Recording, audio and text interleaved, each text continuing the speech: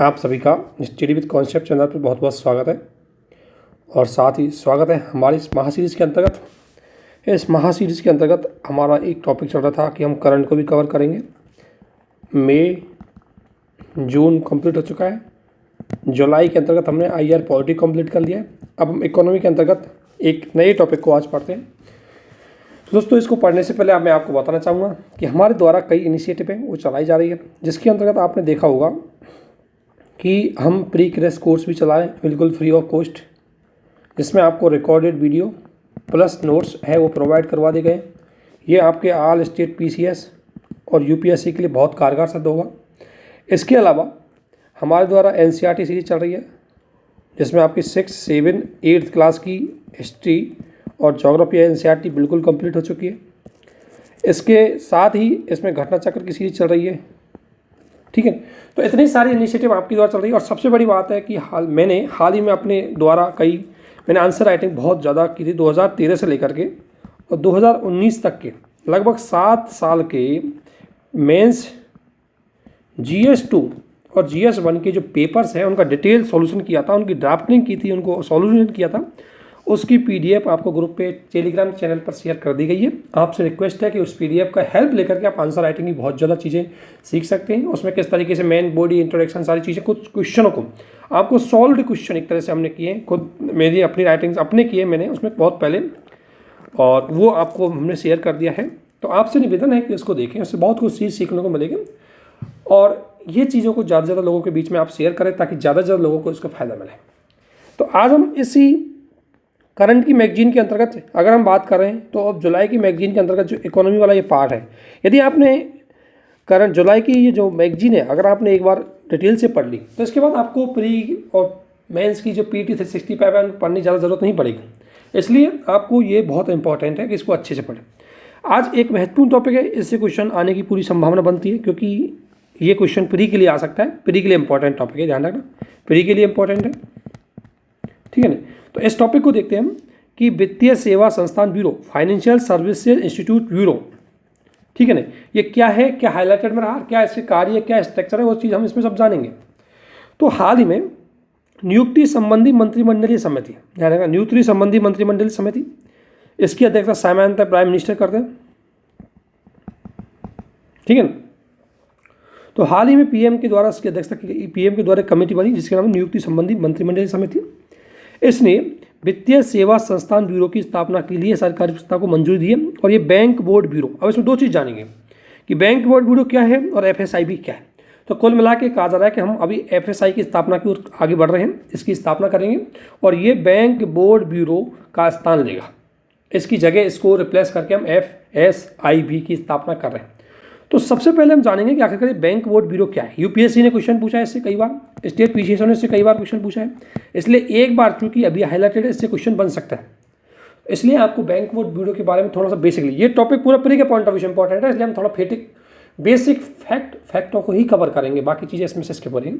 देखो, bank board bureau 2016 में स्थापित एक स्वायत्त निकाय के रूप में बनाया गया था, जिसका मुख्य उद्देश्य यह है, जिसकी स्थापना किस एक्ट के अंतर्गत की गई थी, ये एक एक्ट है, इसमें जोड़ा गया था इसको राष्ट्रीयकृत बैंक प्रबंधन विविध अधिनियम 1980 में इसको जोड़ा गया था और इसको एक कानूनी दर्जा इस एक्ट के अंतर्गत दिया गया था। 2016 में हालांकि स्थापना की गई, लेकिन कानूनी दर्जा इस एक्ट के अंतर्गत इसको दिया गया।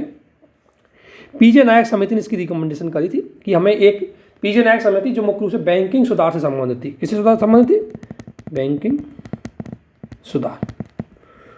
सुधार से संबंधित यह समिति थी। इसने सिफारिश की कि हमें जितने भी हमारे पब्लिक सेक्टर के बैंक हैं इनमें बहुत सारे महत्वपूर्ण मुद्दे थे, क्योंकि पब्लिक सेक्टर के बैंक हैं, इनकी नियुक्ति, इनका मैनेजमेंट, इसमें बहुत ज़्यादा पॉलिटिकल इन्फ्लुएंस ज़्यादा था, लोगों की स्वायत्तता बहुत कम थी और बहुत ज़्यादा फ्रॉड की वजह से इनका जो अपॉइंटमेंट है वहाँ ऐसे लोगों का अपॉइंटमेंट होता था जो एकदम से असक्षम थे, अयोग्य थे, और इसकी वजह से पब्लिक सेक्टर के बैंक हैं इनकी स्थिति खराब हो गई। इसलिए PJ नायक समिति ने बोली हमें एक ऐसी संस्था का गठन किया जाना चाहिए जो स्वायत्त हो और एकदम स्वतंत्र होकर के बैंकिंग, जितने भी सरकारी बैंक हैं उनकी नियुक्ति, अपॉइंटमेंट और उनका प्रबंधन करें। तो उसके लिए BBB, बैंक बोर्ड ब्यूरो का गठन किया गया था। इसका उद्देश्य था कि PSB, पब्लिक सेक्टर की जो बैंक है उनकी प्रशासनिक को सुधार करने के लिए, उनके गवर्नेंस में सुधार करने के लिए इसकी स्थापना की गई थी। जो क्या क्या काम करेगा, एक तो ये जो जितने भी बैंक हैं उनके प्रमुखों की चयन की सिफारिश करेगा कि हमें किसका अपॉइंटमेंट करना चाहिए, एसबीआई का चेयरमैन कौन होना चाहिए, पीएसबी का चेयरमैन, पंजाब नेशनल बैंक का कौन होना चाहिए, ये सारी इनका अपॉइंटमेंट के लिए रिकमेंडेशन करेगा कौन होगा, बैंक बोर्ड ब्यूरो होगा। तो एक काम इसका ये था कि ये पीएसबी के प्रमुख हैं, उनके चयन की सिफारिश करता था। सेकंड चीज, बैंकों की महत्वपूर्ण कैपिटल, किस किस योजना से बैंकों को कैपिटल जनरेट करनी है, कहाँ कहाँ निवेश करना है, कैसे शेयरिंग चला रहे हैं, ये सारी चीज़ों की सिफारिश भी ये मुख्य रूप से बैंकों को देता था। इसलिए इसकी स्थापना, ध्यान रखना, हमने इंद्रधनुष मिशन, देखो एक पॉइंट और ध्यान रखना, इंद्रधनुष मिशन का मुख्य उद्देश्य था बैंकिंग क्षेत्र में सुधार हेतु 7 प्रावधान थे, उनको बोला गया था इंद्रधनुष मिशन। और उन्हीं 7 प्रावधानों में से एक प्रावधान था बीबीबी का गठन। तो बीबीई के बारे में आप जाने होंगे, ठीक है। अब हम देखते हैं एफएसआईबी के बारे में, क्योंकि ये प्री के क्वेश्चन बनेंगे, प्री के क्वेश्चन, इसलिए आपको इसको ध्यान रखना है। एफएसआईबी की स्थापना कर रहे हैं तो ये क्या है कि सबसे पहले इसकी स्थापना करेंगे वित्त मंत्रालय के अंतर्गत, वित्तीय सेवा विभाग के अंतर्गत आएगा, ध्यान रखना, डिपार्टमेंट ऑफ फाइनेंशियल सर्विस विभाग के अंतर्गत आएगा एफएसआईबी। एक चीज़ दूसरी, और इसकी स्थापना का वही उद्देश्य जो इसके उद्देश्य कि सबसे पहले वित्तीय सेवा संस्थान, ध्यान रखना, बीबीबी ये केवल बैंकिंग से संबंधित था, जबकि फाइनेंशियल सर्विस इंस्टीट्यूट ब्यूरो है ये जितनी भी वित्तीय सेवा संस्थान होंगी, चाहे पब्लिक सेक्टर के बैंक हो, चाहे पब्लिक सेक्टर की बीमा कंपनियां हो, चाहे अदर नॉन बैंकिंग फाइनेंशियल कंपनियां हो, उनके बोर्डों के पूर्णकालिक निदेशक और गैर सरकारी सदस्यों के अध्यक्षों की नियुक्ति की सिफारिश करेगा। ये इंपॉर्टेंट है, इसलिए थोड़ा बैंक बोर्ड ब्यूरो से ये एकदम अलग हो जाता है, क्योंकि बैंक बोर्ड ब्यूरो केवल और केवल बैंकिंग, जो पब्लिक सेक्टर के बैंकिंग है उनके प्रशासनों को, उनके जो सुपीरियर, उनके जो प्रमुख थे, उनके चयन की सिफारिश करता था। जबकि ये किस किसी करता है, ध्यान रखना, ये पीएसबी पब्लिक सेक्टर के बैंक है, ये पब्लिक सेक्टर की इंश्योरेंस कंपनियाँ, ये नॉन बैंकिंग फाइनेंशियल कंपनियाँ जो पब्लिक सेक्टर की है, इसके अलावा जितनी भी है उनके, ध्यान रखना, पूर्णकालिक डायरेक्टर और गैर सरकारी, ध्यान रखना, पूर्णकालिक डायरेक्टर जो उसके मतलब जो उसके उनके एक निश्चित टेन्योर तक वो पूरी तरह डायरेक्टर उसका निदेशक में रहेंगे, वो जो महत्वपूर्ण रूप से उस कंपनी को निर्देशित करते हैं, उनका डायरेक्टर बोर्ड ऑफ डायरेक्टर के सदस्य होते हैं, उनकी नियुक्ति कौन करेगा, एफएसआईबी, ठीक है। दूसरा, जितने भी सार्वजनिक क्षेत्र के वित्तीय संस्थान हैं उनका एडमिनिस्ट्रेशन सुधारने के लिए, ठीक इसी तरीके से।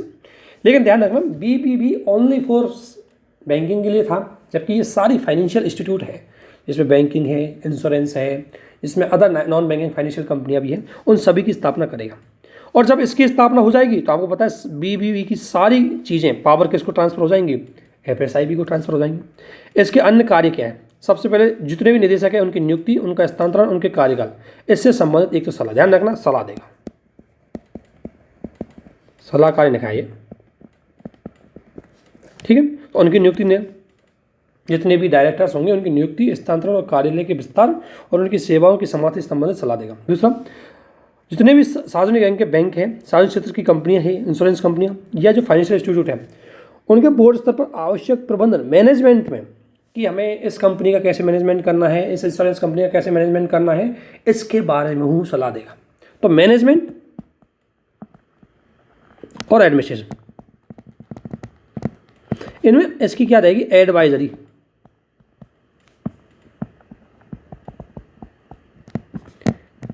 एडवाइजरी रोल रहेगा किसका, एफएसआईबी। ये बिल्कुल एक एक पॉइंट समझते हो जाना कि ये सलाह देगा, लेकिन इतना अंतर है कि किस प्रकार से बीबीबी से अलग होगा वो आपको थोड़ा सा देखना है।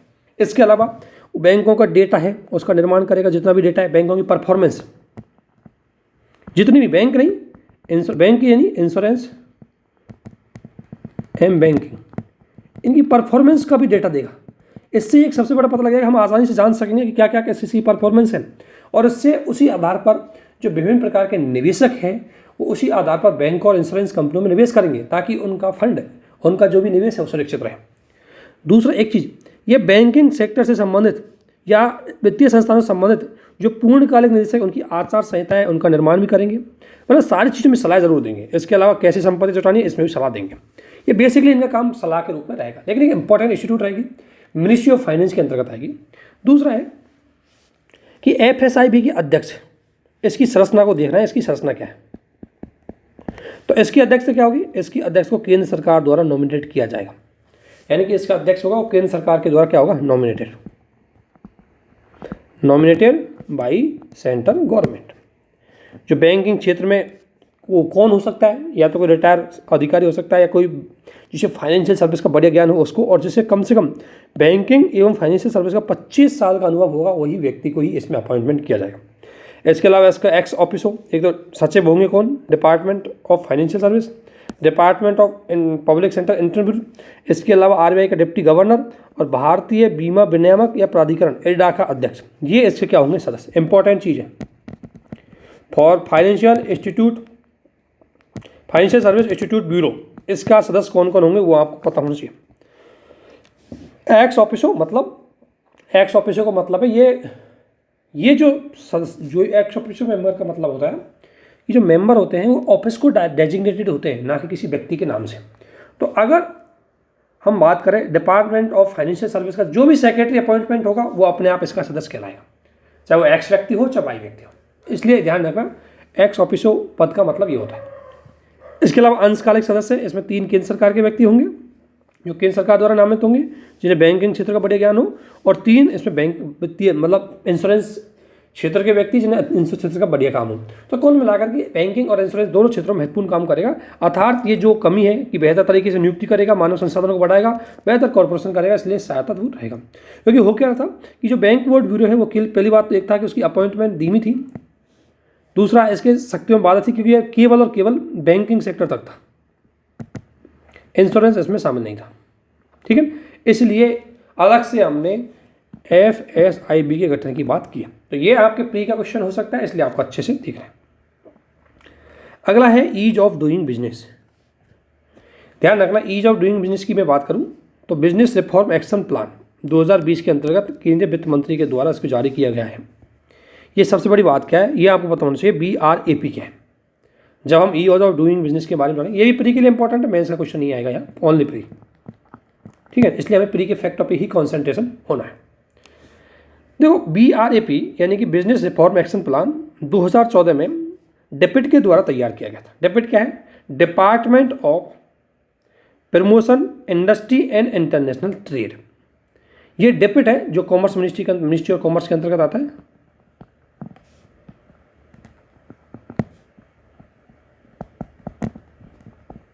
ठीक है, इसके द्वारा मुख्य रूप से हमारे व्यापार क्षेत्र में ईज ऑफ डूइंग में सुधार करने हेतु BRAP चलाई गई थी, जिसमें 301 बिंदुओं पर हमने फोकस किया, जिसमें 15 इनमें BRAP में हमने रैंकिंग भी जारी की।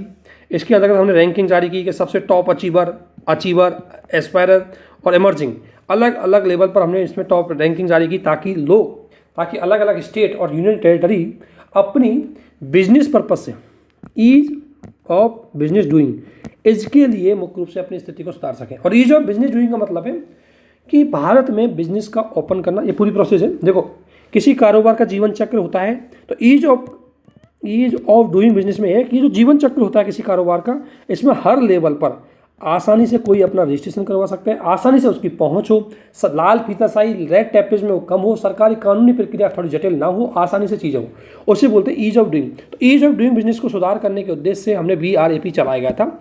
और इस BRAP का उद्देश्य ये था कि अगर हम ईज ऑफ डूइंग को सुधारेंगे तो इससे निवेशकों का व्यापार के अनुकूल जो एनवायरमेंटल है वो बढ़ेगा, ज़्यादा से ज़्यादा निवेशक इसमें निवेश करेंगे और भारत में ईज ऑफ डूइंग की स्थिति सुधरेगी। ये चीज़ ध्यान रखना। अब ध्यान रखना, कोई भी कारोबार सबसे पहले क्या होता है, कारोबार को आरंभ करना, तो आरंभ करने के लिए उसको रजिस्ट्रेशन करवाना होता है। ठीक है ना, उसको विभिन्न प्रकार उसके विभिन्न प्रकार की परमिशन लेनी पड़ती है। उसके अलावा उसका कंस्ट्रक्शन करना होता है, उसकी परमिशन लेनी पड़ती है। फिर उसके लिए इलेक्ट्रिसिटी की जरूरत पड़ती है, उसकी भी परमिशन लेनी पड़ती है।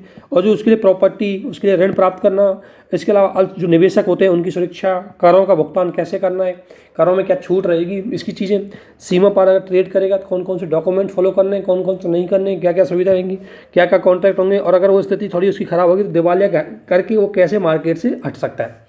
ये पूरी प्रोसेस जितने ज़्यादा इसमें इजी होगा वही ईज ऑफ डूइंग कहलाएगा।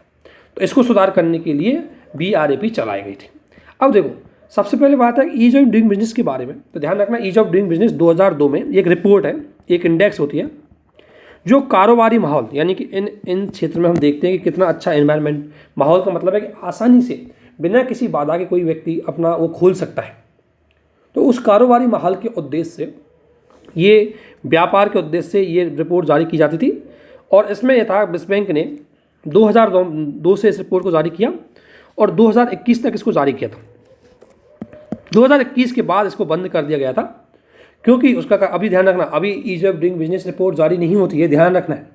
इसको 2021 से बंद कर दिया गया। उसका मेन कारण था कि ईज ऑफ डूइंग बिजनेस के अंतर्गत जो डेटा चाहिए था वो डेटा वर्ल्ड बैंक विभिन्न देशों से लेता था, लेकिन विभिन्न देशों से लेने पर उसमें क्या है, बहुत सारा डेटा वर्ल्ड बैंक को क्लियर नहीं मिल पाता था, आधा अधूरा मिलता था, या उसमें बहुत सारी चीज़ें झूठी होती थी। इसलिए वर्ल्ड बैंक ने इस रिपोर्ट को छापना ही बंद कर दिया। 2020 में जब अंतिम बार इसको छापा था तो भारत की रैंक 63 आई थी। तो इसका मतलब ये है कि देखो, ईज ऑफ डूइंग बिजनेस मुख्य रूप से पूरी चक्र को बताता है कि एक बिजनेस को स्टार्ट करने से लेकर के एंड करने तक की जितने भी स्टेज होते हैं, उन स्टेजों में प्रोसेस है वो व्यापारियों के अकॉर्डिंग हो, एक व्यापारियों के अकॉर्डिंग फ्रेंडली हो, आसानी से कोई व्यक्ति मार्केट में एंट्री कर सकता है और बाहर निकल सकता है, ऐसा माहौल हो, उसके लिए चलाया गया था। इसकी यही है कि उद्यमिता और आर्थिक वृद्धि को बढ़ावा दें। अगर जितना ज़्यादा व्यापार में रेगुलेटिंग कम होगी, जितना ज़्यादा स्वायत्ता होगी, उतने ज़्यादा लोग उसमें निवेश करेंगे, निर्यात होगा और हमारा रेगुलेटिंग ढांचा अच्छे से सुधरेगा, है ना। और भारत ने ईज ऑफ डूइंग को लेकर के बहुत सारे सुधार भी किए थे कि क्योंकि भारत, आपको पता है, हम आत्मनिर्भरता लक्ष्य की ओर जा रहे हैं। 2047 तक हमें एक डेवलप्ड कंट्री बनना है।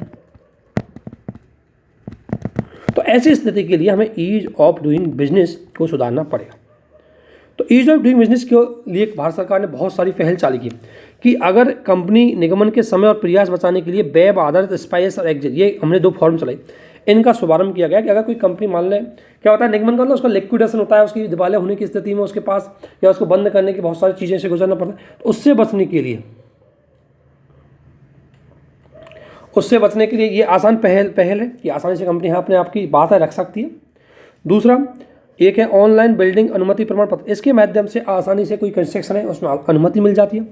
इसके अलावा भारत ने समर्पित वाणिज्यिक न्यायालय बनाया है, जहाँ पर जितने भी आईवीसी और आईबीसी का गठन किया, ताकि कंपनियों के और बैंकों के बहुत सारे डिस्प्यूट है उनका आसानी से सेटल हो, कंपनियों को इसमें ज़्यादा दिमाग ना लगाना पड़े, ज़्यादा खर्चा ना हो, कंपनियां बैंक न्याय में ना, कंपनियों को जुडिशरी में ना जाना पड़े, कंपनियां यहीं पर अपने विवादों का निपटान कर ले, ताकि आसानी से, क्योंकि न्यायपालिका में जाने से उनको बहुत ज़्यादा खर्चा होता है, तो उससे वो कंपनी बच सके, इसलिए भारत ने शुरुआत की गई।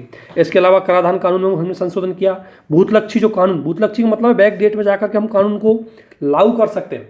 जैसे हमारे पहले इनकम टैक्स, हमारे पहले टैक्स, ये रेट्रोस्पेक्टिव टैक्स लागू था। इसका मतलब यह है कि कोई कंपनी अगर बढ़िया वृद्धि कर रही है तो हम बैक डेट में जाकर के उस कंपनी पर टैक्स लगा सकते हैं। रेट्रोस्पेक्टिव टैक्सेशन का मतलब है कि जैसे नॉर्मली सरकार अब टैक्स लागू करती है तो नेक्स्ट डे से, मतलब कानून बनने के बाद वो लागू होता है। लेकिन रेट्रोस्पेक्टिव में क्या है कि सरकार किसी कर को बैक डेट में जाकर के उस बैक डेट से उसको लागू कर सकते हैं। अब मान लें कोई कंपनी बेचारी बढ़िया विकास कर रही है, वृद्धि कर रही है, और अचानक से आपने रेट्रोस्पेक्टिव टैक्स लगा दिया, तो कंपनी को पीछे से टैक्स देना पड़ेगा, तो कंपनी तो बर्बाद हो जाएगी। इस रेट्रोस्पेक्टिव टैक्स की वजह से भारत में बहुत सारे विदेशी निवेशक आते नहीं थे। बाद में सरकार ने 2021 में इसको हटा दिया। ठीक है, अभी भारत में ईज ऑफ डूइंग से संबंधित बहुत चीज़ें, क्योंकि अभी भी कई मापदंड है। एक बिजली की, हमारे स्ट्रक्चर, भ्रष्टाचार से जुड़े हुए मुद्दे बहुत ज़्यादा है। इसके अलावा अभी भी हमारे पास आइडियोलॉजिकल और प्रोसीजर इशू है, जो कि देखो ईज ऑफ डूइंग है उदारवाद से जुड़ी, और हम अभी उदारवाद को पूरी तरह एक्सेप्ट नहीं कर पाए, पूंजीवाद दृष्टिकोण को। आज भी हमारे मन में यह है कि अगर हम ज़्यादा ईज ऑफ डूइंग होते रहेंगे तो श्रमिकों की सुरक्षा कैसे करेंगे। अगर हम व्यापारियों की सुरक्षा ज़्यादा, बिजनेसमैनों की सुरक्षा दे देंगे तो श्रमिकों की सुरक्षा नहीं हो पाएगी, क्योंकि बिजनेसमैनों की सुरक्षा के लिए हमें श्रम कानून है उनको आसान करना पड़ेगा, और जैसे श्रम कानून को हम कमज़ोर करेंगे, आसान करेंगे, उससे हमारे जो व्यापारी है, हमारे जो श्रमिक है, उनके हितों को भी नुकसान हो सकता है। और चूंकि भारत एक जन कल्याणकारी राज्य है, और जन कल्याणकारी राज्य के नाते हमें श्रमिकों के हितों की शिक्षा करनी है।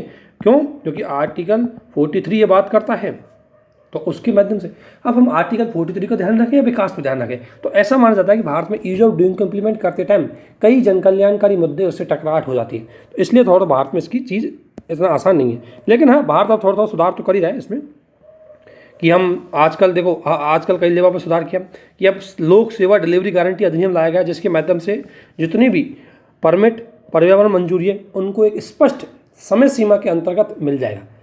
कोई कंपनी, अगर कंपनी स्टार्ट हो रही है तो उसको एनवायरमेंटल परमिशन चाहिए, तो उसको विद इन टाइम मिल जानी चाहिए। ऐसा नहीं कि उसको लटका के रखे हुए हैं, कोई ऑफिसर चक्कर लगवा रहा है, उससे रिश्वत ले रहा है। ऐसी प्रोसेस को मुक्त कर दिया, ऐसी प्रोसेस को ख़त्म करने की कोशिश भारत ने खूब अच्छी तरीके से की, लोक सेवा डिलीवरी गारंटी अधिनियम के अंतर्गत। इसके अलावा भारत के द्वारा ईज ऑफ डूइंग के लिए एक नीति लेके आ गई है। भारत के द्वारा BRAP एक्शन चलाया गया था। तो भारत ने ईज ऑफ डूइंग को काफ़ी चीज़ों के माध्यम से सुधार करने की कोशिश की है। इसके अलावा कंप्रिहेंसिव यूनिवर्सल बिल्डिंग कोड की कंस्ट्रक्शन के लिए, कंपनियों को बिल्डिंग के लिए जो कोड है, कुछ आचार संहिता है, उसको अनुपालन करने की सुविधा, ये सारी चीज़ें इसने की है। तो बेसिक सी चीज़ें वो आप हमसे की है। तो आपको सबसे ध्यान रखना कि ईज ऑफ डूइंग बढ़ाने के लिए भारत सरकार ने क्या क्या किए हैं, ये आपका मेंस का क्वेश्चन थोड़ा बन सकता है। अदरवाइज हम पूरा चीज़ फैक्ट की रहेगी। और ईज ऑफ डूइंग क्या होता है, भारत के लिए क्यों ज़रूरी है? क्योंकि देखो, भारत आपको पता है निवेश को बढ़ाने के लिए ज़रूरी है। आत्मनिर्भर अभियान लक्ष्य 2047 तक हमें डेवलप कंट्री बनना है, तो उसके लिए 2024-25 में हमें 5 ट्रिलियन इकोनॉमी बनना है, तो उसके लिए हमारे यहाँ निवेश का आना ज़रूरी है। और निवेश के लिए हमें कैसा माहौल देना होगा? ईज ऑफ डूइंग बिजनेस, व्यापार करने के लिए इजी तरीका। तो इसके लिए हमें इतने सुधार करने ही पड़ेंगे। इसके बाद आता है डिजिटल इंडिया।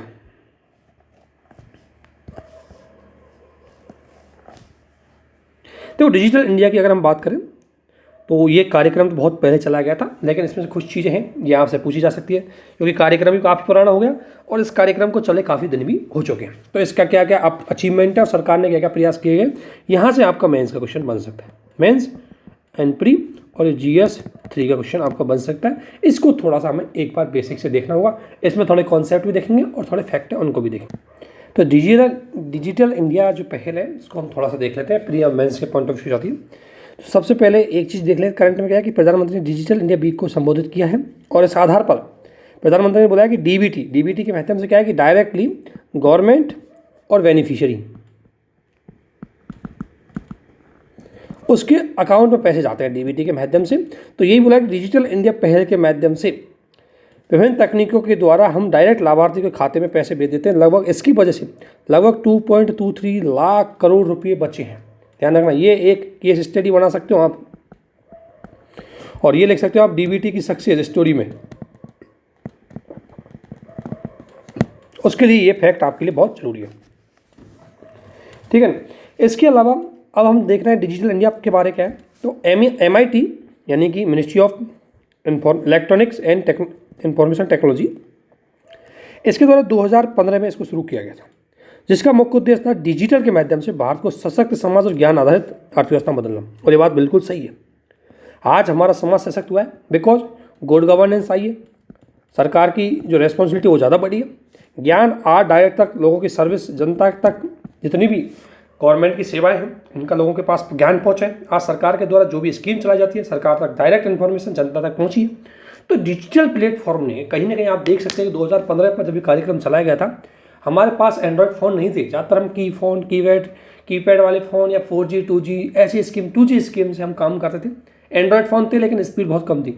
लेकिन जैसे डिजिटल इंडिया आई और जियो फिर अपना प्लेटफॉर्म लेके आया, कितनी ज़बरदस्त तेज़ गति से कहीं ना कहीं भारतीय सोसाइटी डेवलप होती चली गई, सशक्त होती गई। आज हम डिजिटल पहुंच, इसमें दो चार चीज़ों पर फोकस था कि डिजिटल पहुंच, डिजिटल समावेश, डिजिटल सशक्तिकरण और डिजिटल डिवाइडेशन को ख़त्म करना। यानी कि पहुंच का मतलब है सही तक इंटरनेट सुविधाओं तक की पहुँचो, इंटरनेट प्लेटफॉर्म तक पहुँचो। डिजिटल समावेशन का मतलब सभी को इसमें शामिल हो, सभी को भागीदारी बराबर हो।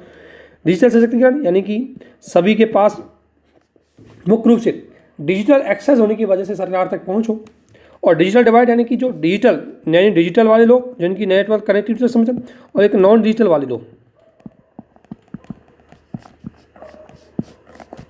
इन दोनों के बीच में जो डिवाइडेशन है उसको ख़त्म किया जाए। इस उद्देश्य से हमारा उद्देश्य था कि हम हर व्यक्ति तक डिजिटल प्लेटफॉर्म तक की पहुंच बनाएं, इसलिए कार्यक्रम चलाया गया था। इस कार्यक्रम के बेसिक कीवर्ड है ये।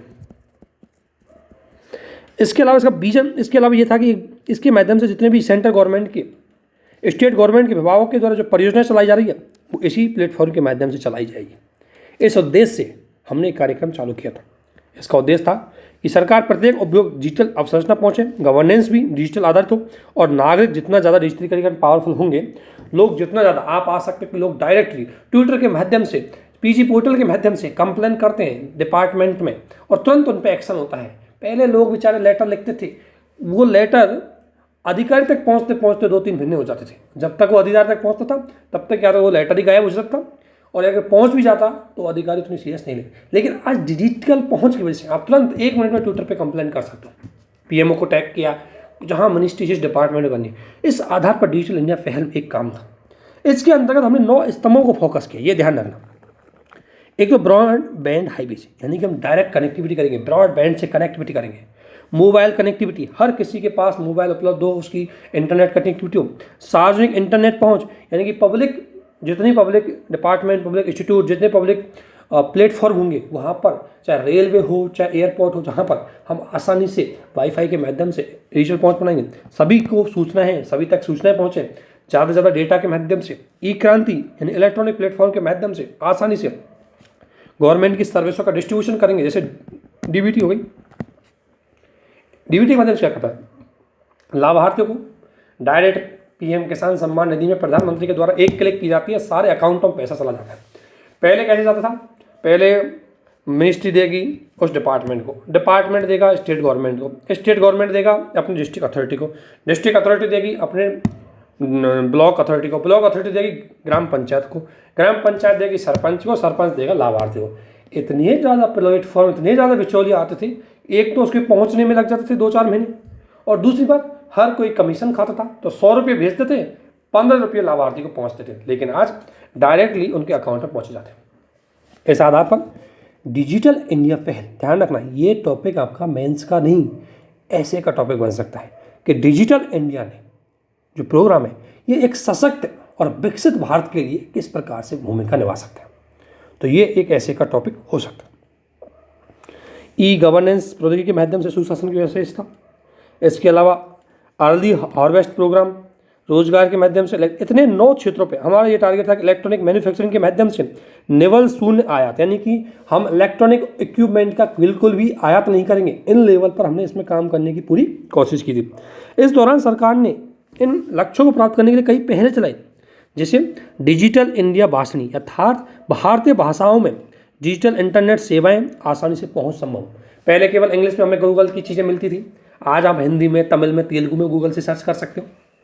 दूसरा, डिजिटल इंडिया जेनेसिस, यानी कि टीयर 2 और टीयर 3 सिटीज़ होती है। देखो टीयर फर्स्ट जहाँ बड़ी सिटीज़ होती है वहाँ पर नॉर्मली इंटरनेट सुविधाएं, वहाँ पर ज़्यादातर चीज़ें पहले से इक्विपमेंट, इसमें हमने टीयर 2 और टीयर 3 जो छोटी सिटीज़ है उनकी ओर ज़्यादा ध्यान दिया। इंडिया स्टैक डॉट ग्लोब, इसके माध्यम से हम इंडिया स्टॉक डॉट ग्लोब, यानी कि आधार, यूपीआई, डिजिलॉकर, इसके माध्यम से हमने इंडिया स्टैक यानी कि डिजिटल प्लेटफॉर्म के माध्यम से हमारे डॉक्यूमेंट की सेफ्टी, डॉक्यूमेंटेशन की आइडेंटिफिकेशन, डॉक्यूमेंट का वेरिफिकेशन, ये सारी चीज़ इसी के माध्यम से हुई थी। इसके अलावा मार्क माई स्कीम, ये सरकारी योजना तक आसान पहुँच, सर्विस डिलीवरी क्या है, सर्विस डिस्कवरी प्लेटफॉर्म है माई स्कीम, इसी के अंतर्गत चलाया गया था। इसके अलावा चिप टू अर्थ C2S कार्यक्रम चलाया गया था, जिसके अंतर्गत मुख्य रूप से हमारे जितने भी ग्रेजुएट लोग हैं, अंडर ग्रेजुएट हैं, उनको भारत में सेमीकंडक्टर जो स्टार्टअप है उनको डेवलप करने की बात की गई थी। मेरी पहचान नेशनल सिंगल ऑन साइन, ये NSSO चलाया गया था, national single sign on. NSSO के माध्यम से हम जितने भी यूजर है उनका क्या कर सकते हैं, आराम से उनका वेरीफाई कर सकते हो। और इसमें सरकार के द्वारा अलग अलग क्षेत्रों में अलग अलग कार्यक्रम किए गए थे। तो ये डिजिटल इंडिया के अंतर्गत महत्वपूर्ण पहल थी और उनका महत्व था हर सेक्टर। सबसे पहले अगर हम बात करें इसमें ई गवर्नेंस, ई गवर्नेंस क्या होती है कि ई गवर्नेंस का मतलब है गवर्नेंस शासन है और डिजिटल प्लेटफॉर्म के माध्यम से हो तथा सरकार और जो सरकार जनता है उसके बीच में ज़्यादा दूरी ना हो। अर्थात डिजिटल प्लेटफॉर्म यानी कि आज आप ऑनलाइन कंप्लेंट दर्ज कर सकते हो, आज ऑनलाइन आप जाति प्रमाण पत्र, कास्ट सर्टिफिकेट, कोई भी document, birth certificate, death certificate online बना सकते हो। तो इस आधार पर अगर हम कहें तो यह है ई गवर्नेंस। जैसे इसके लिए सरकार ने कौन सी पहल चलाई गई, कॉमन सर्विस सेंटर, यानी कि सामाजिक आर्थिक डिजिटल के रूप में। आपको पता है ग्रामीण क्षेत्रों में कॉमन CSC होते हैं। CSC एक ऐसा सेंटर है जहाँ पर सरकार की सारी सेवाएं इस प्लेटफॉर्म पर आपको डिजिटली मिल जाती है। आपको कोई फॉर्म अप्लाई करना है तो यहाँ जाओ, आपको कास्ट सर्टिफिकेट बनवाना है तो यहाँ अप्लाई करो, आपको कोई डॉक्यूमेंट बनवाना है यहाँ पर अप्लाई करो, यहाँ पर जब गवर्नमेंट को स्कीम लेनी है इस पर अप्लाई करो, LPG सिलेंडर करवाना है इस पर अप्लाई। अर्थात गवर्नमेंट की जितनी भी स्कीम्स हैं वो कॉमन सर्विस सेंटर के माध्यम से आपको डायरेक्टली ग्राम पंचायतों में मिलेगी। ये सरकार के द्वारा, जिसके अंदर हमारे जितनी भी ग्राम पंचायत, 2.5 लाख ग्राम पंचायत से ज़्यादा क्षेत्र है, वहाँ पर हमने कॉमन सर्विस सेंटर स्थापित किया। DBT ई गवर्नेंस का ही पार्ट है कि डायरेक्टली टारगेटेड लाभार्थियों को पैसा चला जाएगा। यानी प्रशासन में ये भागीदारी बढ़ी कि पहले बिचौलिए थे उनको हटा दिया।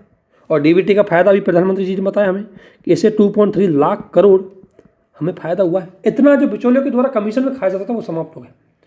इसके अलावा कृषि क्षेत्र में हमने ई नेम मार्केट चलाया, यानी कि डायरेक्ट किसान है वो मार्केट व्यापारी तक पहुँचो, जिससे बिचौलियों की चीज़ें कम हो और आसान तक उनकी वस्तुओं को बेच सकें। इसके अलावा स्वास्थ्य क्षेत्र में हमने ई संजीवनी चलाई है और कोविड वैक्सीन। ई संजीवनी के माध्यम से हम जो ग्रामीण क्षेत्रों में डिजिटल प्लेटफॉर्म के माध्यम से कह सकते हैं कि आसानी से स्वास्थ्य शिक्षा, स्वास्थ्य सेवाएं, डॉक्टर की सलाहें, इनके माध्यम से आसानी से एक्सेस हो जाता था। पहले आपको जरूर नहीं कि सरकारी हॉस्पिटल आपको मतलब शहर में जाना पड़े, आप डायरेक्टली आज इतने ऐप चल गए कि आप वहीं से डॉक्टरों से सलाह ले सकते हो।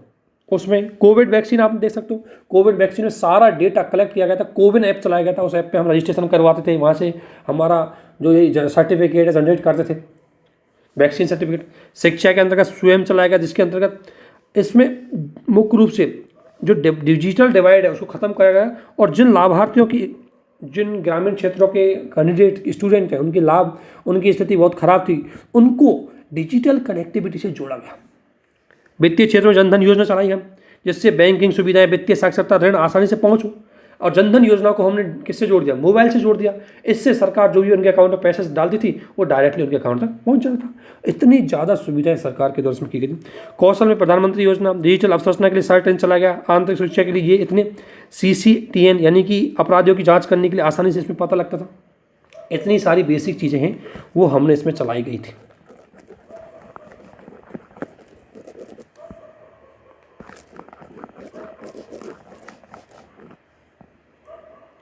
लेकिन अभी भी चुनौती है। हमने बहुत काम किया, ये बात सही, हम सक्सेस भी रहे, इतने हमारी सक्सेस रहे, इतना हमने काम किया है। देखो ये हमारी सफलताएं कह सकते हैं हम।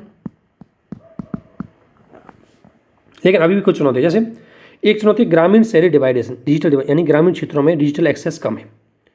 जैसे ग्रामीण क्षेत्रों में 24 घंटे इंटरनेट सुविधा या लाइट बिजली सुविधा ही नहीं आती, तो ईजिली वहाँ पर वो डिजिटल डिवाइडेशन बहुत ज़्यादा है। और डिजिटल डिवाइडेशन होने की वजह से शिक्षा, स्वास्थ्य, आज सब पे डिवाइडेशन हो जाता है, क्योंकि ग्रामीण क्षेत्रों में नेटवर्क की सुविधा आज भी तुलनात्मक रूप से हम देखें शहर की तुलना में कम है। आज शहरी क्षेत्रों में 4G आ गया, जियो फाइबर आ गया, 5G तक आ गया। ग्रामीण क्षेत्रों में फाइबर की लाइन अभी नहीं बिछी। पुरानी भारत नेट के अंतर्गत जो फाइबर बिछाया जा रहा है वो भी अभी तक पूरा नहीं हो पाया। इसलिए डिजिटल निश्चितता, ये बात सबसे बढ़िया। भारत के लोग, ध्यान रखना, 100 लोग अगर डिजिटल सर्विस का यूज कर रहे हैं तो लगभग 20 लोगों को भी डिजिटल लिटरेसी नहीं है।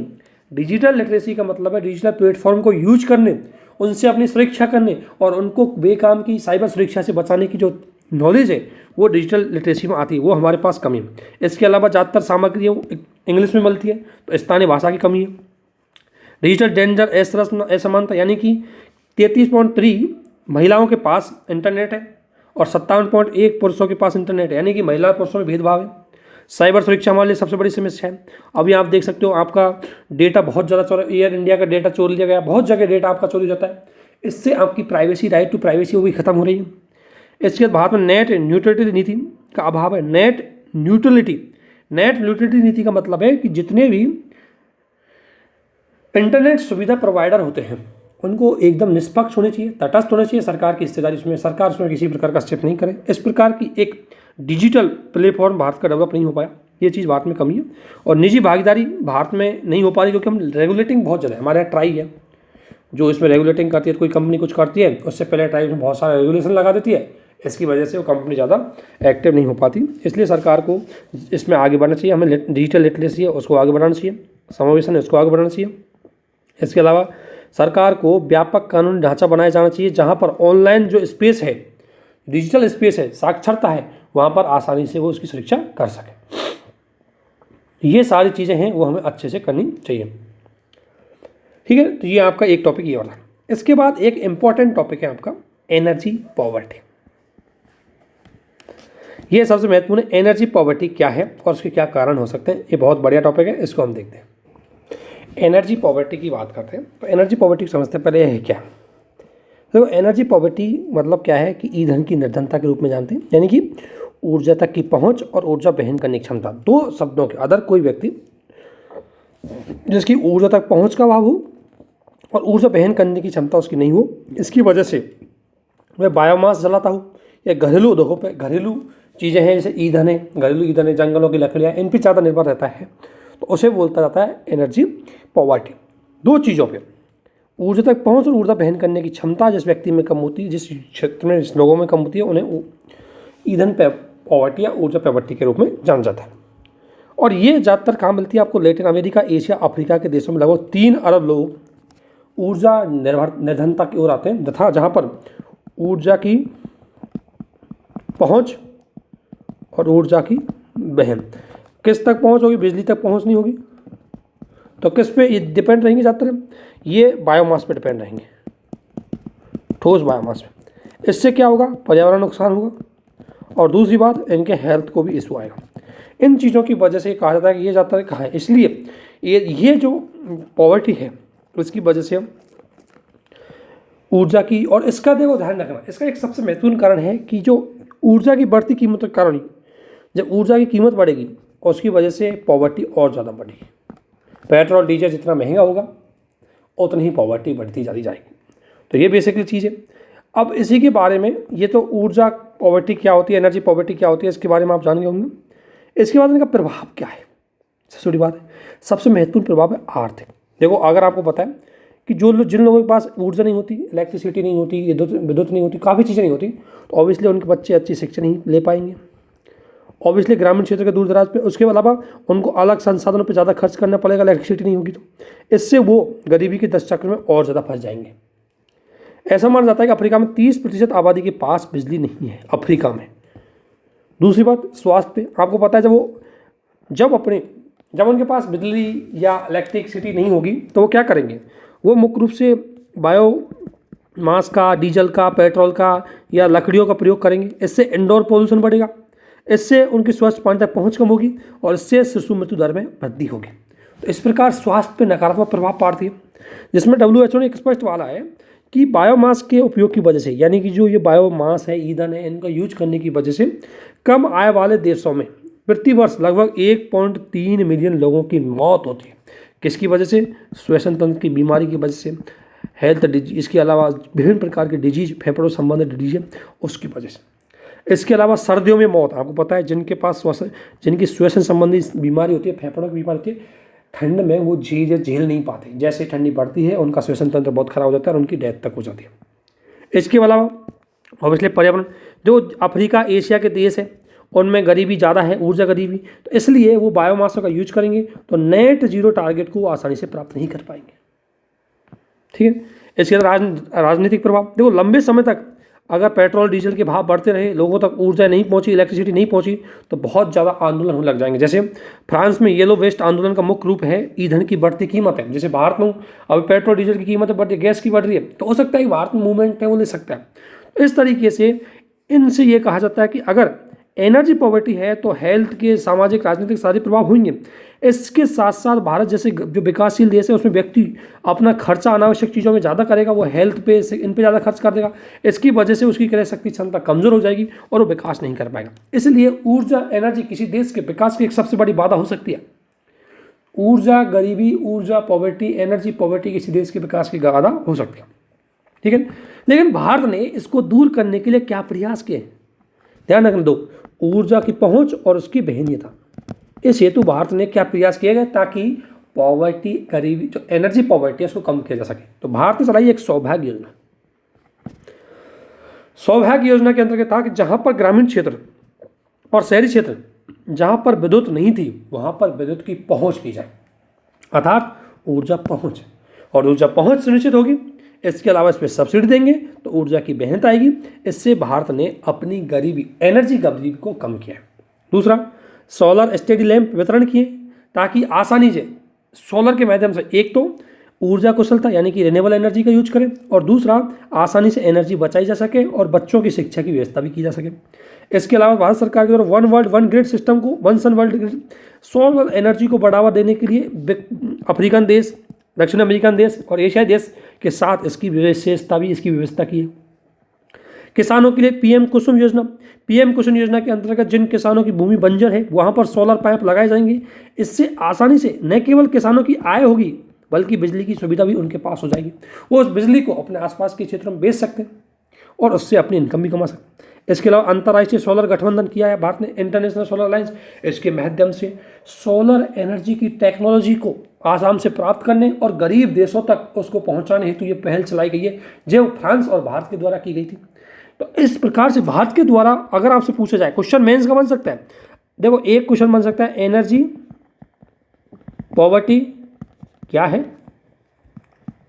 इसके दुष्प्रभाव तथा भारत द्वारा इसको कम करने हेतु किए गए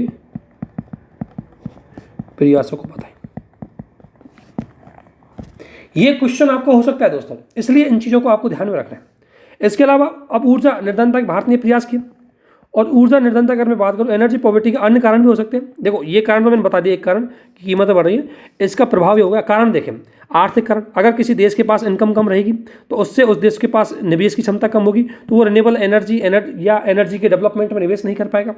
प्राकृतिक कारण, अगर किसी देश के पास जीवाश्म संसाधन कम है, आसानी इसके कारण वहाँ पर प्राकृतिक ऊर्जा की उपलब्धता कम होगी, इसलिए भी वो देश गरीब हो सकता है। गवर्नेंस, अगर किसी क्षेत्र में विद्युत सेक्टर में अच्छे से काम नहीं किया, अगर जैसे आपने देखा होगा हमारे स्टेट की जितनी भी जो इलेक्ट्रिसिटी की कंपनियां हैं वो सब घोटाले में चली गई, सब फ्रॉड में चली गई, इसलिए वो खुद तो है ही है फ्रॉड में, इसके अलावा उनका खुद का भी अच्छे से क्या नहीं हुआ, विकास नहीं हो पा रहा है, उनका बहुत ज़्यादा खर्चा हो रहा है।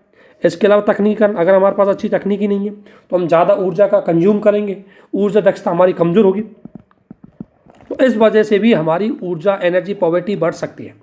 तो क्वेश्चन आपका यह है कि एनर्जी पॉवर्टी क्या है। इस क्वेश्चन को हम आंसर राइटिंग की चीज़ में भी शेयर करेंगे आपके साथ, ठीक है। अब भारत का यह है कि अगला भारत में इसको निपटने के लिए संबंधित चुनौती क्या है। देखो भारत ने बहुत सारे प्रयास किए, लेकिन भारत की सबसे बड़ी बात यह है कि भू रणनीतिक मुद्दे, क्योंकि भारत ऊर्जा का आयात करता है और ऊर्जा का आयात की वजह से इन ऊर्जा निर्यातक देशों के बीच में जब लड़ाइयाँ चलती रहती है तो भारत के समक्ष उनकी कीमतें बढ़ जाती है। फॉर एग्जांपल, रूस यूक्रेन डिस्प्यूट चल रहा है, इससे प्राइस बढ़ गई किसकी, ऑयल की, और इसकी वजह से हमारे यहाँ पेट्रोल क्रूड ऑयल बहुत महंगा हो गया। जीवाश्म ईंधन, भारत ने जीवाश्म ईंधनों में कम निवेश, जलवायु परिवर्तन की वजह से हमें जीवाश्म ईंधनों में हम ज़्यादा निवेश नहीं कर सकते, जीवाश्म ईंधनों को ज़्यादा बढ़ा नहीं सकते। हमें नेट जीरो के टारगेट को प्राप्त करना है तो कार्बन जैसी इंडस्ट्रियों को ज़्यादा नहीं बढ़ा सकते, इसलिए हमें सौर एनर्जी पे जाना है, और सोलर एनर्जी पे जाना इतना आसान नहीं है। इस वजह से भारत में कहीं ना कहीं एनर्जी पॉवर्टी बढ़ सकती है।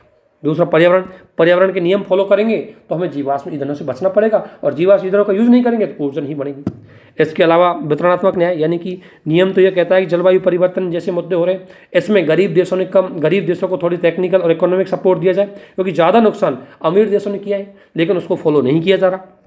घरेलू चुनौती है, हमारे पास जितनी भी भारतीय घरेलू चुनौती है कि हम ऊर्जा की आयात पे बहुत डिपेंड है। इसके अलावा हमारे पास ऋण बहुत ज़्यादा है, दूर दराज क्षेत्रों में हम बिजली की सप्लाई नहीं कर सकते। दैट्स वाई कि भारत में एनर्जी पॉवर्टी ज़्यादा है और इसको कम करने में चुनौतियाँ हैं। लेकिन समाधान ये है कि भारत को G20 जैसे देशों के साथ मिलकर के एक वैश्विक लेवल पर ऊर्जा तक की पहुंच और गरीबी को कम करने में सहयोग देना चाहिए। आर्थिक असमानता है उसको हमें कम करना चाहिए। बिजली से संबंधित जितनी भी इंस्टीट्यूट हैं उनमें शासन प्रणाली में सुधार करना चाहिए।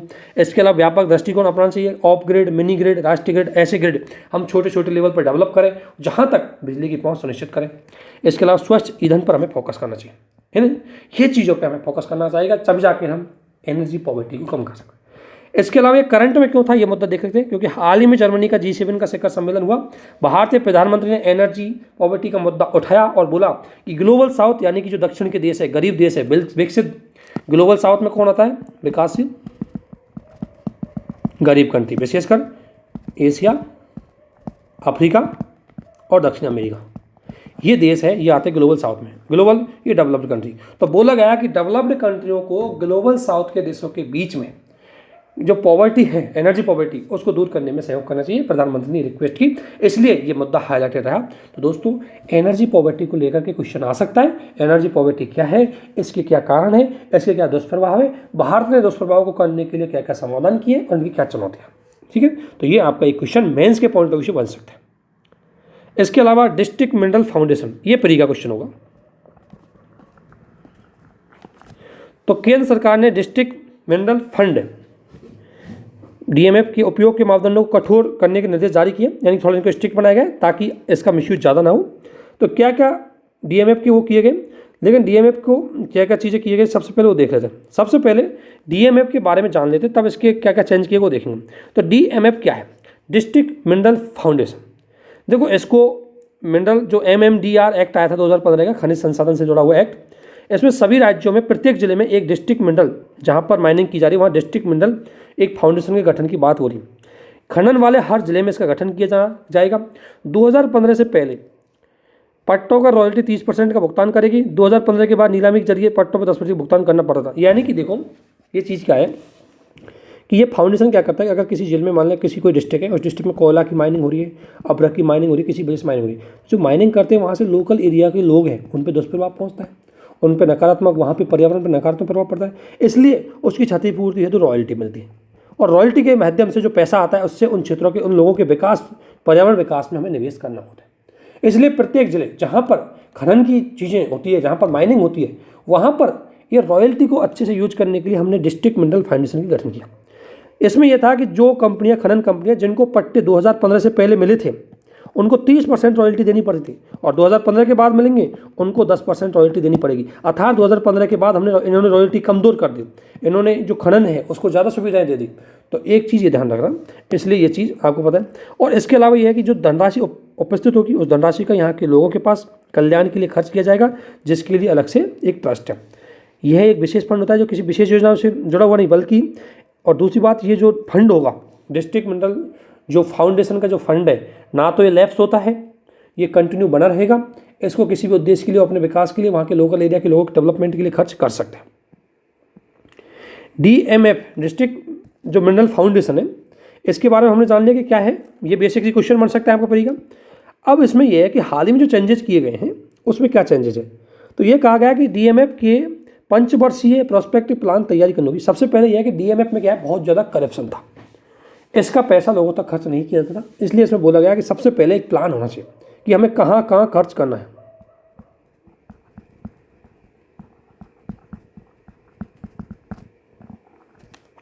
और इस योजना के तहत खनन संबंधी गतिविधियों से प्रभावित क्षेत्रों को सुव्यवस्थित विकास करना जाएगा, यानी कि कहाँ कहाँ पर और कहाँ कहाँ पर खर्च करना है, इसके बारे में इनको एक तो इनकी योजना देनी होगी। इसके अलावा जितने भी योजनाएं बनाई जाएगी इसमें विश्वविद्यालय या प्रसिद्ध संगठनों के जो लोग हैं उनको शामिल किया जाएगा, ताकि वो अच्छी तरीके से बनाए। और डीएमएफ 5 वर्षों के लिए रणनीति तैयार करेगा, योजना में शामिल करेगी। यह रणनीति महत्वपूर्ण क्षेत्रों पर होनी चाहिए, और इसके अलावा इस रणनीति में महत्वपूर्ण सुधार भी होने चाहिए, महत्वपूर्ण लक्ष्य प्राप्ति भी होनी चाहिए। ये थोड़े से स्ट्रिक्ट बना दिया गया। पहले क्या है, डीएमएफ का फंड है, बहुत मिसयूज होता था, इसलिए थोड़ा सा स्ट्रिक्ट किया गया। अगर डीएमएफ की हम बात करें और आगे और संशोधन भी किए गए। मार्च 2020 में सरकार ने दिशा निर्देश जारी किए, जिसके अंदर बोला कि 30% तक धनराशि का उपयोग कोविड-19 संबंधित व्यय में किया जाएगा। डीएमएफ में आने वाले फंड का 30% फंड कहाँ किया जाएगा, कोविड-19 के लिए।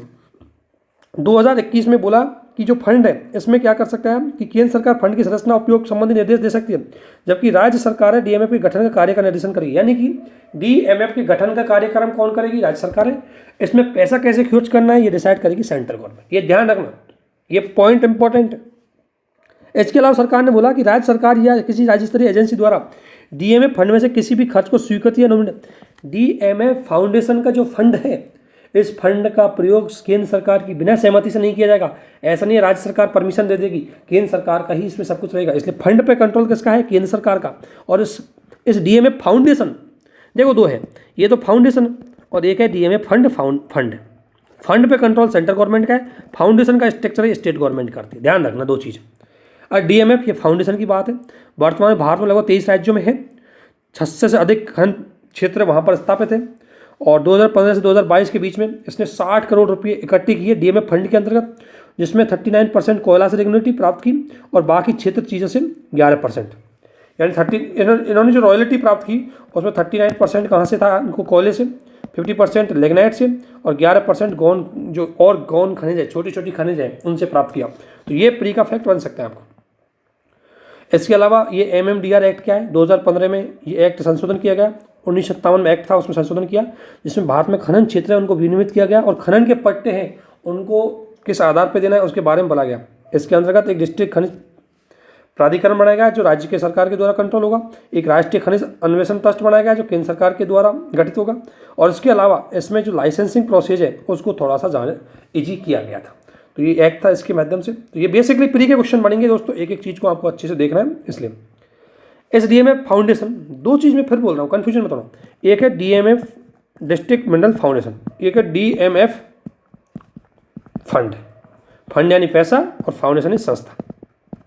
ये संस्था का कंट्रोल स्टेट गवर्नमेंट करेगा, फंड का कंट्रोल सेंट्रल गवर्नमेंट करेगा। ठीक है ना, ये चीज़ आपको ध्यान रखें। इस फाउंडेशन में कुछ कमियां थी। पहली कमी ये थी कि कुछ राज्यों ने इसका गठन ही नहीं किया। दूसरी, कुछ राज्यों ने इसका जो पैसा आता था उसका अच्छे से खर्च नहीं किया। दूसरी, इनके पास कोई रिकॉर्ड नहीं था, इसलिए मिस यूज करते थे। प्रशासनिक मुद्दे बहुत ज़्यादा थे। जिला और राज्य, क्योंकि DMF है, प्रशासनिक मुद्दे कैसे, DMF किसके कंट्रोल में आता है, स्टेट गवर्नमेंट के में, और फंड किसके कंट्रोल में आता है, सेंट्रल गवर्नमेंट में। इसकी वजह से फंड का अच्छे से खर्च नहीं हो पा रहा था। इसके अलावा इसके लिए कोई इनकी प्लानिंग नहीं थी। इसलिए ये कहा गया था कि DMF फंड फाउंडेशन को सबसे पहले लाभार्थियों की पहचान करनी होगी, फिर फंड के लिए योजनाएं बनानी होंगी, फिर फंड को अच्छे से करना होगा और फंड में सामाजिक भागीदारी बढ़ानी होगी ताकि इसका मिसयूज ना हो। तो ये है पूरा आपका DMF से। तो इसमें क्वेश्चन आ सकता है, एक तो DMF क्या है, एक DMF फंड क्या है। ठीक है ना, फंड कहाँ का, राज्यों की स्थिति किस किस का हिसाब से रहती है और कहाँ कहाँ पर फंड का कैसे गठन किया गया, किस तरीके से। तो ये पूरा ये क्वेश्चन आपके बनेंगे। बेसिकली आपको देखना है। एक क्वेश्चन यहाँ से बन सकता है कि 2015 में जो संशोधन किए गए इनके बारे में क्या क्या चीज़ें की गई, और ये थोड़ा सा पढ़ लेना एक बार। एक क्वेश्चन आपके यहाँ से हो सकता है DMF क्या है, एक क्वेश्चन हो सकता है आपका DMF की स्थिति क्या है। ठीक है, ये बेसिक से क्वेश्चन होंगे प्री के लिए, तो आपको इसमें ध्यान रखना है। स्टेट गवर्नमेंट और नए चेंजेस क्या किए गए, सेंट्रल गवर्नमेंट का कितना इसमें रोल है, ये बहुत ज़्यादा बेसिकली क्वेश्चन बनेंगे। एक क्वेश्चन प्री में आ सकता है स्टेट पीसीएस में, UPSC में, इसलिए आपको अच्छे से देखना है। इसके अलावा डिस्कॉम कंपनी है, इसको तो आप एक बार गो थ्रू हो लेना, बाकी ज़्यादा इंपॉर्टेंट है नहीं है डिस्कॉम कंपनियों का। ठीक है ना, ये एक बार गो थ्रू हो लेना आप एक बार इससे। इसके बाद आपका ये टॉपिक है, भारत में जैव विविधता की स्थिति पर रिपोर्ट। ये जरूर इंपॉर्टेंट टॉपिक है थोड़ा सा, ये आपके प्री के लिए भी इंपॉर्टेंट है, थोड़ा मेंस के लिए भी इंपॉर्टेंट हो जाएगा, क्योंकि प्री के लिए इसमें फैक्ट से संबंधित चीज़ आएंगी और मेंस के लिए इसमें मुख्य रूप से कुछ कॉन्सेप्ट की पॉइंट है और कुछ फैक्ट की भी चीज़ें, कुछ केस स्टडी आपको मिलेंगी। सबसे पहले आपको देखना है जैव अर्थशास्त्र क्या होती है, यानी जैव अर्थव्यवस्था की बात चल रही है। तो जैव अर्थव्यवस्था क्या है, जैव अर्थव्यवस्था का मतलब है जैविक संसाधनों की उत्पादन, उपभोग, संरक्षण और पुनरुत्थान से संबंधित जैव अर्थव्यवस्था। अर्थात जितने भी हमारी ये जैविक संसाधन हैं, इनकी पूरी प्रक्रिया, पूरी नॉलेज, क्या क्या तरीके से क्या क्या चीज़ें की जा सकती है और जैविक संसाधनों का कैसे संधान या बना रख सकते हैं, कैसे इनका ज़्यादा ज़्यादा लोगों के लिए यूज कर सकते हैं, इसका अध्ययन जिसके अंतर्गत किया जाता है वो होती है बायो इकोनॉमिक्स। तो जैव अर्थव्यवस्था में खाद्य प्रणालियाँ, जैव आधारित उत्पाद और जैव ऊर्जा, ये तीनों चीज़ें आती हैं। फूड सिस्टम, फूड एनर्जी वाला, बायो, ये सारी चीज़ आती है। ये पूरी बायो इकोनॉमी का पार्ट है। प्रकृति हमें दे रही है, इधर हमारी बायो नॉलेज की प्रक्रिया चल रही है, संधानी अर्थव्यवस्थाएं चल रही है, संधानी अर्थव्यवस्था कंज्यूमिंग चल रहा है, ये सब आपके बायो इकोनॉमी का पार्ट है। अगर भारत में बायो इकोनॉमी की स्थिति देखी जाए तो बाजार कितना है भारत में, ये देखो पहले तो। भारत में लगभग बायो इकोनॉमी का बाजार, यानी कि जो बायो डाइवर्सिटी, हम कह सकते हैं बायोलॉजी पे डिपेंडेंसी की जो इकोनॉमी है हमारी, उनका जो मार्केट है उसको इसमें शामिल किया गया। 2021 में हमारी GDP में इसकी हिस्सेदारी 2.6 थी, 2020 में तुलना में 14% की वृद्धि हुई है। ठीक है, क्षेत्रीय आधारित वितरण की देखें तो इसमें 2021 में जैव औद्योगिक खंड में ज़्यादा प्रतिशत वृद्धि हुई। बायो फार्मा ज़्यादा था। बायो फार्मा मतलब हमारी मेडिसन्स हैं, वो जो हमारी मेडिसन्स है वो हमारी बड़ा बिजनेस है, बहुत अच्छी। भारत बायो फार्मा में बहुत आगे है। भारत जो हमारी आयुर्वेदिक दवाइयाँ हैं इनको बेचने में बहुत आगे हैं। तो बायो फार्मा हमारी एक महत्वपूर्ण इंडस्ट्री है जो बायो इकोनॉमी में आती है। नवाचार, हम 3 बायोटेक स्टार्टअप हमने लॉन्च किए हैं 2021 में, इसमें हमने FDI को भी अलाउ कर दिया। तो बायो इकोनॉमी में भारत बहुत आगे बढ़ रहा है। बायो इकोनॉमी का मतलब है, अगर हम देखें कि वही बायो इकोनॉमी मतलब है जो जैविक संसाधन है उनके यूज, उनके संसाधन का प्रोटेक्शन, जो भी चीज़ें उनको सबको इसमें शामिल किया गया। तो ये बेसिक सी चीज़ें हैं, आपसे पूछी जा सकती है। अगर एक नज़र में देखें भारत में जैव अर्थव्यवस्था, तो भारत में $12 बिलियन की जैव अर्थव्यवस्था है। 1 मिलियन से अधिक लोगों को रोजगार देती है। 2500 से अधिक कंपनियां बायो इकोनॉमी में हम काम करती है और 15,000 प्लस हमारे ऐसे लोग हैं जिनको ग्रेजुएशन कंप्लीट कर रखी है बायो इकोनॉमी के अंतर्गत। भारत में है कि अभी तक खाद बनाम ईंधन अर्थव्यवस्था में अभी तक सबसे बड़ी बात है कि हम ये खाद और ईंधन को लेकर के हमारे पास है कि हमारे पास कृषि संसाधन है बहुत सीमित है और जल संसाधन सीमित है, इसलिए प्रतिस्पर्धा ज़्यादा रहती है। इसके अलावा इनके लिए जो फूड प्रोसेसिंग इंडस्ट्री है और या कुछ भी हमें निवेश करना होता है तो उच्च लागत आती है हमारी। कार्बन डाइऑक्साइड, अगर हम कोई भी काम करेंगे तो सकता है इनमें कार्बन डाइऑक्साइड एमिशन हो, उसकी बड़ी दिक्कत है। विनियामक अथॉरिटी हमारा सही नहीं है। इंटेलेक्चुअल प्रॉपर्टी राइट, यानी कि हम कोई बायो फार्मा को या बायो इकोनॉमी को लेकर के कुछ पेटेंट की सुविधा लाते हैं तो उसमें डिस्प्यूट हो जाता है। जैसे आयुर्वेदिक दवाओं को लेकर के भारत उनका ओनली मालिक है, पेटेंट है, लेकिन फिर भी कुछ चीज़ें, तो इसमें भारत को बायोटेक क्षेत्र में भारत में IPR संबंधित कुछ विवाद है। एक तो पेटेंट की धारा 3D और एक अनिवार्य लाइसेंस। देखो ट्रिप्स एग्रीमेंट क्या है, ये मुख्य रूप से ट्रेड से रिलेटेड जो इंटेलेक्चुअल प्रॉपर्टी राइट है जो WTO के द्वारा एग्रीमेंट किया गया था वो है ट्रिप। इसमें डिसाइड किया गया था कि ट्रिप्स के द्वारा जो प्रक्रिया है पेटेंट के उच्च मानकों को निर्धारित करती है, और भारतीय उद्योगों का तर्क है कि ये जो सतर्क जो बहुत ही मानक क्या है कि नॉर्मली ये कहा जाता है कि पेटेंट है ये विकसित देशों के द्वारा कठोर कानून बनाए जाते हैं, और इसलिए क्योंकि ज़्यादातर इनोवेशन विकसित देशों में होते हैं, तो इससे जो गरीब और भारत जैसे विकासशील देश हैं उनको क्या होता है कि उन मानकों के अकॉर्डिंग वो फॉलो नहीं हो पाते, तो हमारे जो इनोवेशन होते हैं वो उन मानकों को फॉलो नहीं कर पाते, इसलिए भारत में इनोवेशन ज़्यादा सक्सेस नहीं होता। तो भारत ने बोला है कि देखो ये विदेशी निवेश है इसको भी सीमित करते हैं, क्योंकि भारत में मानक नवाचार को हतोत्साहित करते हैं पेटेंट के कानून। इसलिए अनिवार्य लाइसेंस का मतलब है कि देखो सरकार को स्वास्थ्य आपात, अगर मान लीजिए जैसे कोविड-19 आया और कोविड वैक्सीन बना ली गई, तो इस दौरान जो वैक्सीन अगर किसी कंपनी ने बनाई है तो उसका पेटेंट है कुछ टाइम के लिए होल्ड रख सकता है, उसकी अनुमति सरकार किसी को बनाने की दे सकती है, उसको बोलते हैं अनिवार्य लाइसेंस। इसके अलावा भारत में इसकी बाजारीकरण अच्छे से भारत में मार्केटिंग नहीं हो पाई, हमारी इंडस्ट्री इसमें रिसोर्सेज बहुत कम कर रही है, लोगों को हमारे लोग इसमें कम भागीदार ले रहे हैं, इंडस्ट्री अभी कम हो रही है, तो इसकी वजह से भारत में बायो इकोनॉमी ज़्यादा बढ़ नहीं पाई। लेकिन बहुत सारी चीज़ें की है भारत ने। एक तो बायो इकोनॉमिक्स पर राष्ट्रीय मिशन चलाया गया जिसके माध्यम से विज्ञान और प्रौद्योगिकी मंत्रालय के द्वारा जैव संसाधनों को ज़्यादा से ज़्यादा उपयोग किया जाए, जैव अर्थव्यवस्था को आगे बढ़ाया जाए, उसमें निवेश किया जाए, उसके लिए राष्ट्रीय मिशन चलाया गया था। इसके अलावा इन इंडस्ट्रियों को PLI जो योजना है प्रोडक्ट लिंक्ड इंसेंटिव, यानी कि बायो फार्मा की जो कंपनी है उनको उत्पादन पर बहुत सारी सब्सिडी छूट दी जाएगी।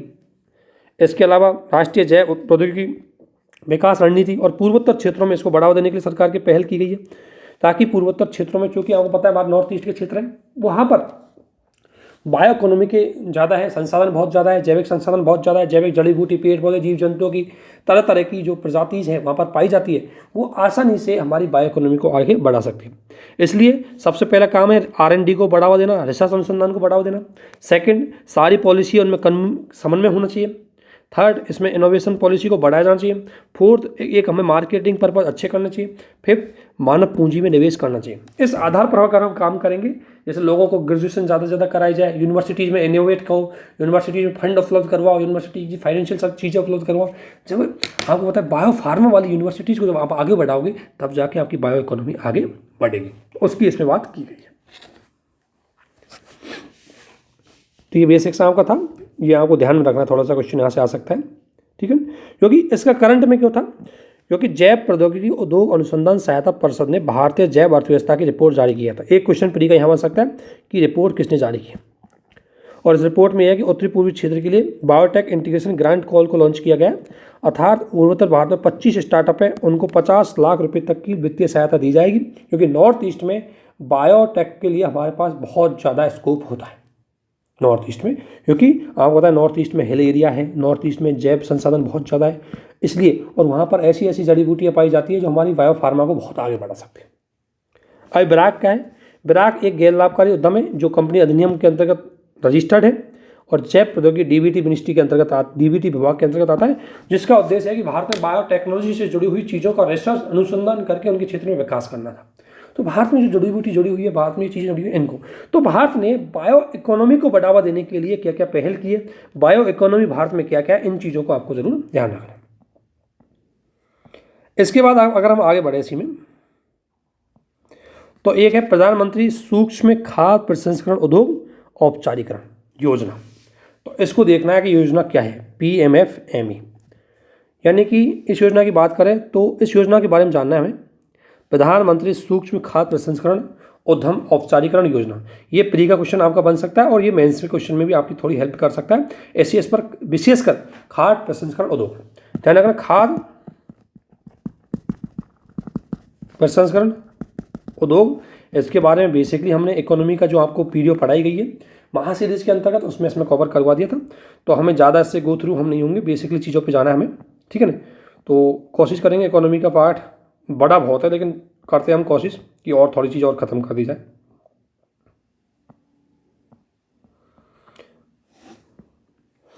तो तो इस योजना को देखते हैं। सबसे पहले ये योजना है क्या? तो प्रधानमंत्री ये जो formalisation of micro processing industries के बारे में, इसको 2 वर्ष पूरे हो गए और अभी इस योजना को खाद्य प्रसंस्करण उद्योग के द्वारा आत्मनिर्भर भारत अभियान के तहत चलाया जाएगा। इसको थोड़ा इस पहल के अंतर्गत जोड़ा जाएगा, स्पेशली आत्मनिर्भर भारत प्रोजेक्ट। अब देखो इस योजना के बारे में थोड़ा देख लो। ये योजना एक केंद्रीय प्रायोजित योजना है। केंद्रीय प्रायोजित योजना मतलब सेंट्रल गवर्नमेंट इसमें स्पॉन्सर करती है, स्टेट गवर्नमेंट इसको इम्प्लीमेंट करती है। और जिसका मुख्य उद्देश्य है कि हमारे जो माइक्रो खाद्य प्रसंस्करण उद्योग है, जो छोटे छोटे MSME है, जो फूड प्रोसेसिंग में काम करते हैं, उन उद्योगों को वित्तीय, तकनीकी और कारोबारी सहायता प्रदान की जाएगी।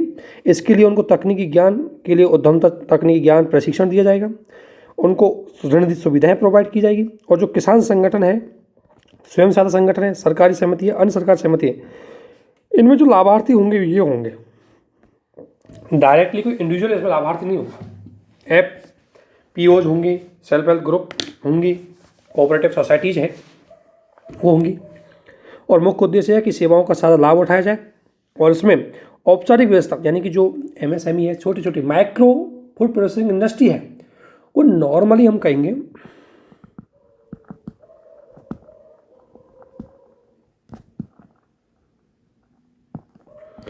ये नॉर्मली क्या होती है, माइक्रो फूड प्रोसेसिंग इंडस्ट्री है, ये नॉर्मली ऐसी जगह होती है, मतलब नॉर्मली अगर मैं कहूँगा तो ये नॉर्मली जो माइक्रो इंडस्ट्री है, उन माइक्रो इंडस्ट्रियों को विशेषकर सहायता दी जाएगी, उनको फॉर्मलाइजेशन किया जाएगा। फॉर्मलाइजेशन मतलब इकोनॉमी में उनको जोड़ा जाएगा। ये योजना पहले 5 वर्ष की अवधि के लिए लागू की गई थी। 10,000 करोड़ रुपये इसमें नियम किए गए थे। और मैंने बताया ना कि केंद्रीय प्रायोजित योजना है, जिसमें केंद्र सरकार फंडिंग भी करती है और स्टेट गवर्नमेंट भी उसे फंडिंग करती है। लेकिन इसमें जो केंद्र राज्यों के बीच में 60-40% सामान्य राज्य है, क्योंकि हमारे राज्यों को भी 3 भागों में बांटा गया, सामान्य राज्य, विशेष राज्य और पहाड़ी राज्य। तो सामान्य राज्यों के लिए 60-40, पूर्वोत्तर पहाड़ी के लिए 90-10 या 90% केंद्र सरकार देगी, 10% स्टेट गवर्नमेंट देगी। और वो यूनियन टेरिटरी जहाँ पर विधानसभा हैं, जैसे दिल्ली और पुदुचेरी, वहाँ पर 60-40। और वो यूनियन टेरिटरी जहाँ पर विधानसभाएं नहीं है, जैसे चंडीगढ़, वहाँ पर 100% है वो सेंट्रल गवर्नमेंट देगी फंडिंग की। ये फंडिंग स्ट्रक्चर है। किसी भी केंद्रीय प्रायोजित योजना का ये फंडिंग स्ट्रक्चर होता है हमेशा। और एक होती है केंद्रीय योजना, इसमें 100% सेंट्रल गवर्नमेंट देती है, लेकिन केंद्रीय प्रायोजित योजना का ये फंडिंग स्ट्रक्चर, ये आपको पता होना चाहिए।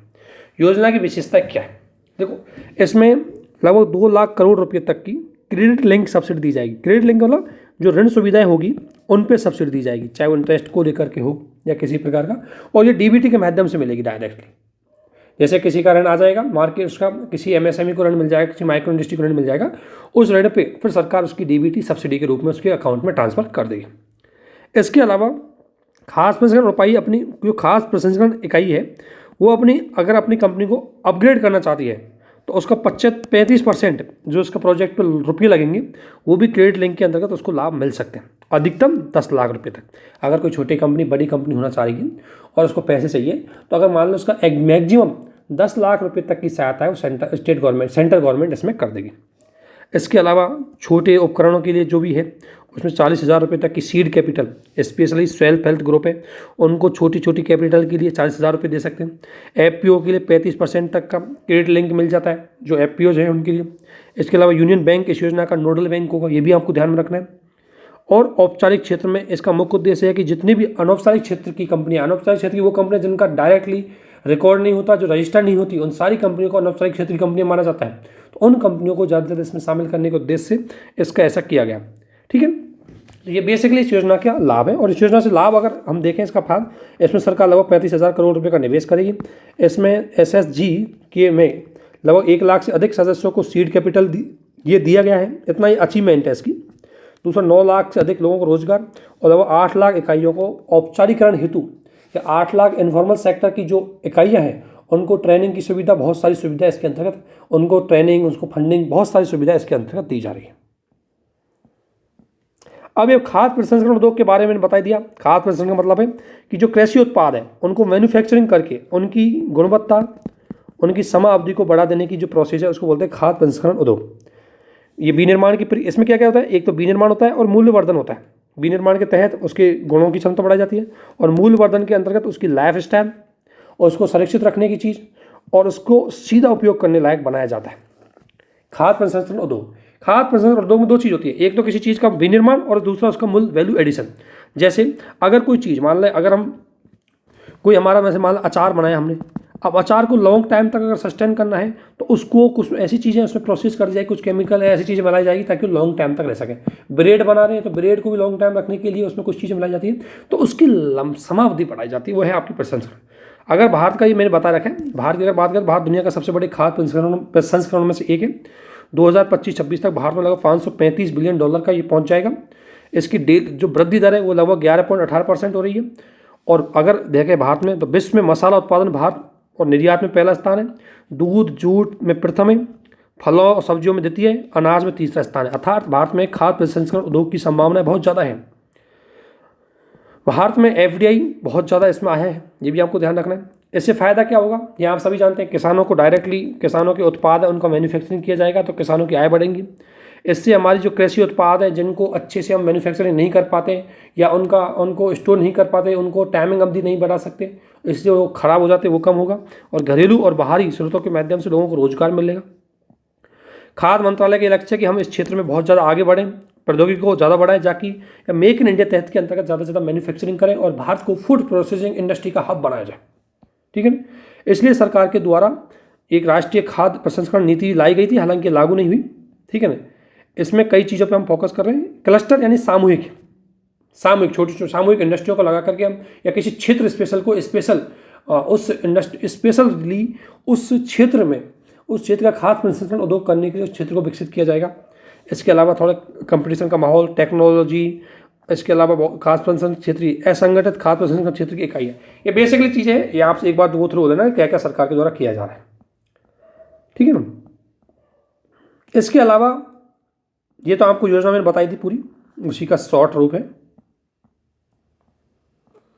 खाद्य प्रसंस्करण उद्योग की अगर बात में कमी करें तो सबसे पहले यह कि भारत में जो खाद्य प्रसंस्करण औपचारिक क्षेत्र में नहीं है, ज़्यादातर अनौपचारिक क्षेत्र में, लगभग 25 लाख जो कंपनियां हैं वो अनौपचारिक क्षेत्र में, और अनौपचारिक क्षेत्र की कंपनियों का हमारे पास डेटा भी नहीं है, और उनका पूरा किस तरीके से उनमें काम होता है, वहाँ पर उनको कैसे ट्रेनिंग दे, कैसे फाइनेंशियल सब्सिडी दे, कैसे चीज़ें प्रोवाइड करवा जाए, ये भी हमें एक दिक्कत आती है। ऋण सहायता, अभी भी सरकार इतनी मात्रा में इनको ऋण नहीं देती जितना देना चाहिए, तो वो चीज़ों में इसमें काफ़ी कमियाँ आती हैं। ये जो इन्फॉर्मेशन सारी हमने बेसिक नोट्स में बता रखी है, बेसिकली चीज़ है। नौकरशाही में कमी है हमारे पास, जैसे कोई इंडस्ट्री लगानी है तो भूमि के लिए परमिशन की, पर्यावरण परमिशन की बहुत दिक्कत आती है। मांग आपूर्ति असंतुलन, यानी कि हमारे प्रसंस्करण उद्योग जो बनाने वाले हैं, निर्यातक है, थोक विक्रेता है, उनका डायरेक्टली किसानों के साथ जुड़ाव नहीं है। इससे क्या है कि डायरेक्टली किसी और से उनको कच्चा माल खरीदना पड़ता है, तो उनके लिए भी महंगा पड़ता है और किसानों को खास फायदा हो नहीं पाता। कंपटीशन, हमारा वैश्विक, हमारी कंपनी है अभी ग्लोबल मार्केट में ज़्यादा एक्टिव नहीं हो पाई है, और हमारा जो फूड है वो यूरोपीय मार्केट के कई स्टैंडर्ड्स को फॉलो नहीं कर सकता, वो बहुत स्ट्रिक्ट स्टैंडर्ड है। ठीक है, तो ये भी दिक्कत है।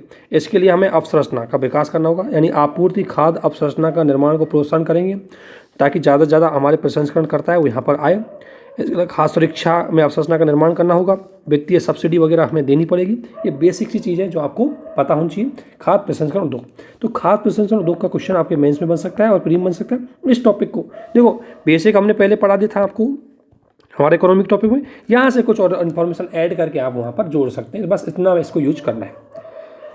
इसके अलावा कॉफ़ी प्रारूप संवर्धन विकास विधेयक 2022, देखो जो प्रारूप है कॉफ़ी का लेकर के, देखो ये कॉफ़ी बोर्ड को लेकर के आ रहा है, इसमें ध्यान रखना अभी तक ये एक्ट नहीं बन पाया, तो इस एक्ट की विशेषताएं तो नहीं पूछी जाएंगी, लेकिन इससे जुड़ा हुआ कोई एक्ट पुराना है तो उससे जुड़ी हुई चीज़ें जरूर पूछी जा सकती है। तो इसमें क्या है कि वाणिज्यिक एवं उद्योग मंत्रालय ने कॉफ़ी संवर्धन और विकास विधेयक 2022 का प्रारूप लाया, जो कॉफ़ी अधिनियम 1942 की जगह लेगा। ध्यान रखना, कॉफ़ी अधिनियम 1942 की जगह लेगा। तो इस कॉफ़ी अधिनियम 1942 को जानो सबसे पहले, ये क्या क्या है, ये आपका परीक्षा क्वेश्चन बन सकता है। तो देखो, द्वितीय विश्व युद्ध के दौरान इसको हम लेके आए थे, क्योंकि द्वितीय विश्व युद्ध के दौरान भारतीय कॉफ़ी उद्योग बहुत ज़्यादा प्रभावित हो चुका था, तो उसको रेगुलेट करने के लिए हमने कॉफ़ी अधिनियम 1942 लेके आए, जिसमें हमने एक कॉफ़ी बोर्ड की स्थापना की, जो वर्तमान में वाणिज्यिक उद्योग मंत्रालय के अंतर्गत आता है। तो एक क्वेश्चन आपको ये बन सकता है, कॉफ़ी बोर्ड स्थापना किस एक्ट के अंतर्गत की गई थी, तो इस एक्ट के अंतर्गत की गई थी। और ये कॉफ़ी बोर्ड किसके मिनिस्ट्री के अंतर्गत आता है, तो वाणिज्यिक एवं उद्योग मंत्रालय के अंतर्गत आता है, ना कि एग्रीकल्चर मिनिस्ट्री के अंतर्गत। ये चीज़ आपको ध्यान में रखनी है। दूसरा, नए कानून की आवश्यकता क्यों, क्योंकि बहुत पुराना कानून हो सकता है, उस समय कानून में प्रतिबंध बहुत ज़्यादा लगा हो, सरकार का कंट्रोल ज़्यादा हो। अब हमें थोड़ा इजी देना है उसको। कॉफ़ी उत्पादकों को जो कॉफ़ी बोर्ड है वो ब्रिटिश काल के टाइम पे बना, तो ऑब्वियसली ये बेसिक चीज़ें हैं कि इसको चेंज करने के लिए हमें ज़रूरत है। इसके अलावा अब आपका एक क्वेश्चन प्री का यहाँ बनेगा कॉफ़ी बोर्ड के बारे में। तो भारतीय कॉफ़ी बोर्ड, इसका हेडक्वार्टर बंगाल मतलब बेंगलुरु में है। 33 सदस्य होते हैं इसमें। ये बोर्ड का कार्य है उत्पादन उत्पादकता को बढ़ाए रखना, और भारत में कॉफ़ी है उसका लोगों को अच्छे से मूल्य मिले इसलिए निर्यात को बढ़ाया देना, और घरेलू बाजार को बढ़ावा देना। 3 लेवल पे काम कर सकता है। पहला, कॉफ़ी की उत्पादकता को बढ़ाए रखने में महत्वपूर्ण भूमिका देगा। इसके अलावा भारत का उत्पादन विदेशों में उस पर महत्वपूर्ण भूमिका देगा। इन चीज़ों पर मोस्टली फोकस करेगा। इसके अलावा 1991 में भारत में कॉफ़ी बोर्ड के भारत और भारत के बाहर दोनों स्थितियों पे मार्केटिंग करने का पूरा कंट्रोल इसको दे दिया। 1991 से पहले हमारी इकोनॉमी एक तरह से क्लोज इकोनॉमी थी, सारा कुछ डोमेस्टिक लेवल पर होता था। 91 के बाद हमने जब उदारीकरण वैश्वीकरण को अपनाया तो हम विदेशों में व्यापार करने लग गए, तो उसमें भी मार्केटिंग करने की जिम्मेदारी कॉफ़ी बोर्ड को दी गई थी। ठीक है। कॉफ़ी अधिनियम के तहत एक पुलिंग प्रणाली सिस्टम की गई थी, जिसके अंतर्गत यह कि अपनी पूरी फसल प्लांटर को लिए अपनी पूरी फसल को बोर्ड से संबंधित, इसमें यह किया गया कि जो कॉफ़ी बोने वाला है उसका पूरा फसल को ही इसमें कंट्रोल करता था। उससे डायरेक्टली प्रोक्योरमेंट की जाती थी उसकी फसल, और उसको मार्केट में बेचा जाता था। और बोर्ड द्वारा नीलामी के माध्यम से निर्यात किया जाता था। 70% उसकी नीलामी के माध्यम से विदेशों में निर्यात, और 30% घरेलू मार्केटों में उसकी पूलिंग की जाती। पूलिंग का मतलब पूरा हिस्सा है उसको इसके द्वारा रेगुलेटिंग किया जाता था। उसमें से जो कॉफ़ी के पेड़ है या कॉफ़ी का जो भी है उसको बेचा जाता था।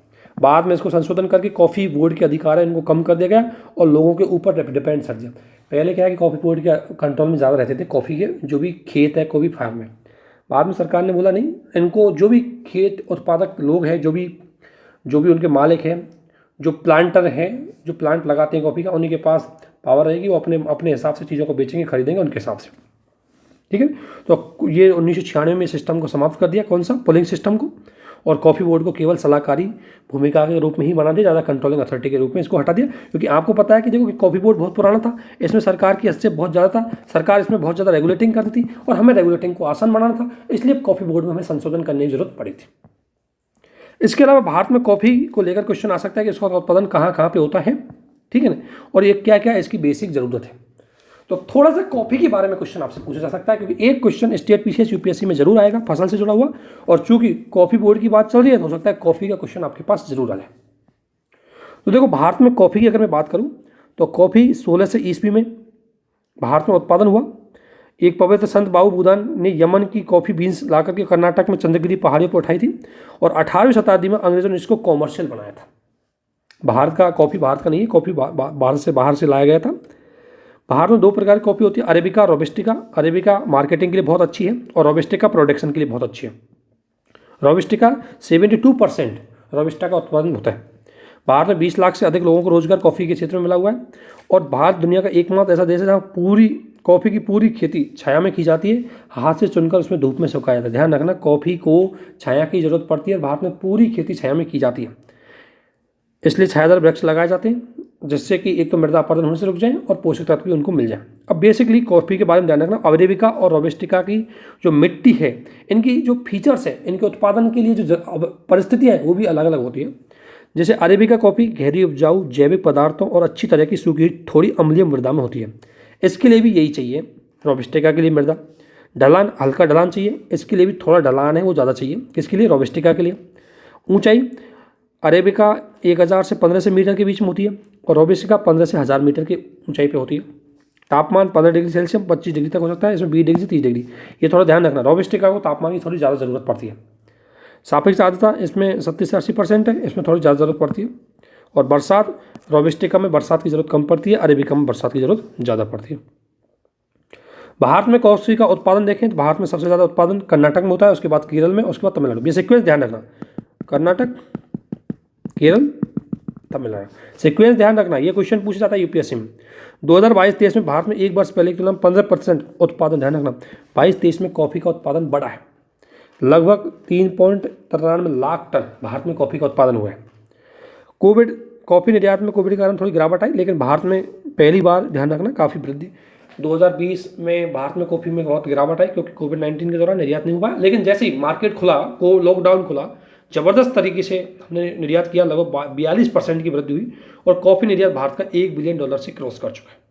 तो ये बेसिकली कॉफ़ी के बारे में हो सकता है थोड़ा सा जाना उन्हें। और कहाँ कहाँ की कॉफ़ी फेमस है, कर्नाटक में देखो कार्ग अरेबिका, बम, ये अरेबिका कॉफ़ी कर्नाटक में की जाती है, अरेबिका और रोबस्टिका केरल में की जाती है, ध्यान रखना। आंध्रा में भी अरेबिका कॉफ़ी की जाती है। बेसिकली ध्यान रखना अरेबिका के लिए और रोबस्टिका के लिए ढलान की कम जरूरत पड़ती है, थोड़ा टेम्परेचर ज़्यादा चाहिए होता है, और बेसिकली इसके लिए थोड़ा सा बरसात कम चाहिए होती है तुलनात्मक रूप से अरेबिका की तुलना में। और अरेबिका में एक खास बात होती है, अरेबिका मार्केटिंग के लिए बहुत बढ़िया है, लोग इसको डिमांड करते हैं इंटरनेशनल, लेकिन प्रोडक्शन में सबसे ज़्यादा जो अगर प्रोडक्टिविटी को देखा जाए तो वो रोबस्टा का होता है, रोबस्टा। तो ये बेसिकली कॉफ़ी की चीज़ें। इसके अलावा बेसिक छोटे छोटे टर्म और बचे हुए, तो इकोनॉमी का छोटा सा हो जाएगा, तो थोड़ा बड़ा है, लेकिन बेसिकली इनको थोड़ा हम स्पीड से कवर करते चलेंगे तो आपके लिए बहुत ज़्यादा हेल्पफुल रहेगा। तो आप सभी से निवेदन है कि इन वीडियोज़ को, मंथली मैगजीन की जो वीडियोज़ हैं, इनको थोड़ा सा अच्छे से पढ़ें, इनके शॉर्ट नोट्स बनाएं ताकि आपकी हेल्प करें। और डेफिनेटली हम अप्रैल तक आपकी सारी मंथली मैगजीन खत्म कर देंगे जो ज़रूरत है। अब जुलाई की चल रही है, 3 वीडियो हैं, अब तक हम 60 पेज पे पहुँच गए, अगले 3 वीडियो में इसको खत्म कर देंगे। तो आप सभी से निवेदन है कि अच्छे से इनको देखें और इनके साथ इनको अच्छे से फॉलो करें और हमारे चैनल को ज़्यादा से ज़्यादा लोगों के बीच में पहुँचाएं ताकि ज़्यादा से ज़्यादा लोगों को फायदा हो। आप सभी को हमारे साथ बने रहने के लिए बहुत बहुत धन्यवाद। Thank you.